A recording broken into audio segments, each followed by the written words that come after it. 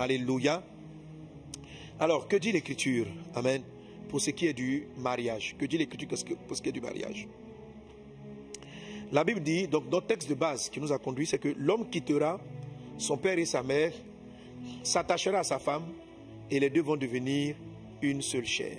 Alléluia. Amen. Alors, comme je l'ai enseigné, ce qui fait que plusieurs ne se marient pas, ou plusieurs qui rentrent dans le mariage ne sont pas épanouis, c'est le non-respect de ces trois éléments-là. Soit l'homme et la femme aussi, parce que la femme doit rejoindre son mari. Donc, comme elle rejoint son mari qui a quitté, elle aussi, de manière indirecte, elle quitte. Elle quitte. Mais celui dont il est question de quitter d'abord, c'est d'abord l'homme. Amen. Donc, un homme qui n'a pas quitté, on l'a expliqué, c'est, je ne sais pas si vous vous souvenez, c'est un homme qui est encore attaché à ses parents. À ses parents. Demande la vie de ses parents. La vie de ses parents pour toutes choses. Ça, c'est sur le plan physique, humain. Tu as un point à dire là-dessus, quelque chose là-dessus? Qui veut que sa femme ressemble à sa maman. Qui veut que sa femme ressemble à sa maman. Ça, c'est quelqu'un qui n'a pas quitté sa mère. Amen. Voilà, la Bible dit l'homme quittera son père et sa mère. Ça, c'est quelqu'un qui n'a pas quitté sa mère. C'est-à-dire, il n'a pas la foi de découvrir quel est le trésor qu'est sa femme. Parce que chaque conjoint que Dieu vous donne a un trésor qu'il transporte. Donc, si Dieu voulait que tu restes chez ta maman, il t'aurait donné ta maman. Voilà. Mais il t'a donné une femme, il t'a donné une personne. Peut-être qu'elle a des similitudes avec ta maman, c'est une très bonne chose, mais l'objectif de toute chose, c'est que vous avez quelque chose à bâtir et cette femme a un trésor. Donc, beaucoup d'hommes sont aveuglés de la valeur de leur femme, tout simplement parce qu'eux-mêmes, ils n'ont pas quitté. Donc, ils n'ont pas pu quitter la mère. Donc, quitter la mère, c'est quitter l'aspect sentimental, attachement émotionnel qu'on a avec les parents. C'est cette personne, la mère. Quitter le père, c'est être capable de devenir un nouveau père, d'être un responsable de famille.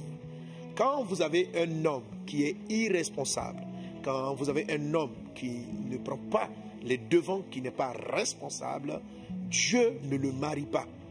C'est-à-dire que s'il rentre dans le mariage, ce n'est pas vraiment avec la bénédiction de Dieu. C'est un mariage qui est toléré par Dieu et Dieu va espérer que dans le cadre du mariage, ils vont arriver à faire le bon choix. Amen.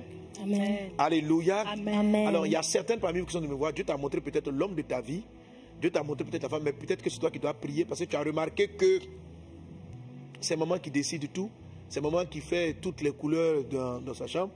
Donc, pendant le cheminement, tu as constaté cela. Ma fille, c'est pas un peu de te précipiter, tu es dans la phase de cheminement. Ce sujet de prière-là te concerne. Si tu ne pries pas par la foi pour l'arracher, je n'ai pas dit d'aller faire des palabres à ta belle-mère. Il y a des prières qui vont amener ton mari à ouvrir les yeux et à comprendre ta valeur et à pouvoir de manière respectueuse et courtoise. Voilà. Si tu ne fais pas cette prière, ça peut devenir un problème entre toi et ta belle-mère, entre toi et tes beaux-parents. N'en arrivez pas là. Que le cheminement te révèle cela. Alors, on va prier pour ceux qui n'arrivent pas à quitter. La fille aussi, la femme aussi doit quitter. Je vais combiner les deux à cause du temps. La femme aussi doit quitter, elle doit rejoindre son homme. Il y a des femmes qui n'arrivent pas à quitter. Alors, quels sont les problèmes des femmes qui n'arrivent pas à quitter leur papa? Qui n'arrivent pas à quitter leur papa. L'expérience m'a montré que des femmes qui ne quittent pas leur papa pour aller vers leur mari lorsqu'elles ont été abusées par la figure paternelle. Lorsqu'elles ont été abusées par la figure paternelle. Elle arrive à l'abus de la figure paternelle. L'abuser, ça peut être abusé sexuellement. Ça peut ne pas être papa. Mais la figure paternelle peut avoir été représentée par un oncle, peut avoir été représentée par un grand frère. C'est-à-dire que quelqu'un qui était censé être une autorité protectrice. Mais au lieu de te protéger, il t'a plutôt exposé, il t'a plutôt fatigué. Alors, une femme qui a ça, elle rentre dans un foyer. Même si elle se marie déjà avec des dispositions de rébellion, avec des dispositions de conflit. Si la personne a été abusée, elle va supporter difficilement, par exemple, que son mari la touche. Elle aura des problèmes parce qu'elle a peur. En même temps que tes sentiments t'attirent au mariage, ton esprit se bat contre le mariage parce qu'il n'a pas quitté son expérience paternelle. Il n'a pas quitté son expérience paternelle. Quand je dis paternelle, ce n'est pas forcément papa. C'est ce qu'on appelle la figure d'autorité. La figure d'autorité. Est-ce que tu es guéri du moment, des problèmes que tu as avec la figure d'autorité dans ton histoire? as-tu été guéri de cela?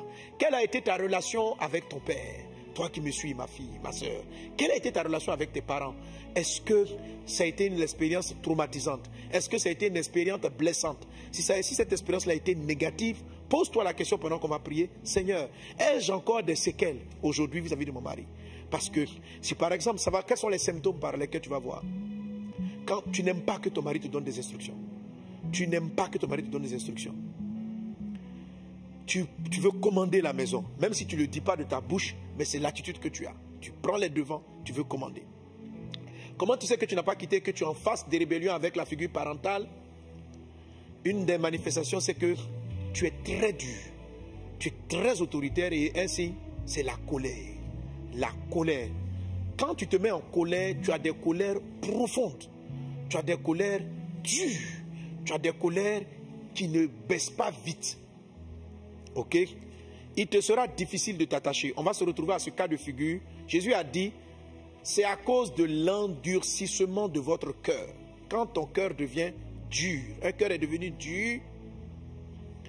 Quand deux cœurs durs se rencontrent, la Bible dit, l'homme quittera son père et sa mère, s'attachera. Est-ce que je peux les attacher? Non. Pourquoi? Parce que j'ai une baguette, elle est dure. Un monsieur dur, une femme dure. Alors, pour s'attacher, il faut être flexible. Il faut être flexible. Monsieur doit être flexible, comme ce lacet que je tiens. Madame, bon, je vais changer. Le monsieur sera le plus gros diamètre. Amen. Amen. Voilà. Ça, c'est du verre militaire. Bon, c'est pas grave. Donc, monsieur doit être flexible. Madame doit l'être aussi. De sorte de pouvoir vous attacher. L'homme quittera son père et sa mère, s'attachera. Et vous vous attachez au point de faire un. Et c'est là qu'on va arriver avec la corde à 3 fils qui ne se rompent pas. Mais maintenant, Jésus a dit ceci, hein, vous divorcez parce que vos cœurs sont devenus durs. Alors, le cœur devient dur. Au lieu d'être flexible comme un lacet, il devient comme ça. Donc, on ne peut pas faire l'attachement. Ok? Donc, tu es rentré dans les mariages sans être attaché à ton mari. Tu es rentré, monsieur, sans être capable même de t'attacher à ta femme, d'où certaines causes de problèmes. Alors, ça commence généralement pour la femme par le mauvais rapport qu'elle a avec la figure paternelle et l'attitude et la réaction que tu vas adopter. C'est ce qui crée des problèmes à ton foyer. Si tu veux la paix, si tu veux te marier, si tu veux être heureuse, dans le cas du foyer, si tu veux vivre ce que Jésus a prévu, tu vas traiter. Tu vas dire, Saint-Esprit, on est toujours en train de prier par rapport au cœur. Tu vas prier. Il faut qu'en 2023, ce cœur dur la puisse passer. Que tu renoues avec la figure paternelle au travers du visage de Jésus-Christ, au travers de ton Père qui est dans le ciel. Amen. Tu vas dire, je veux vivre, je veux avoir une relation de père avec toi. Je veux avoir une relation de père avec toi.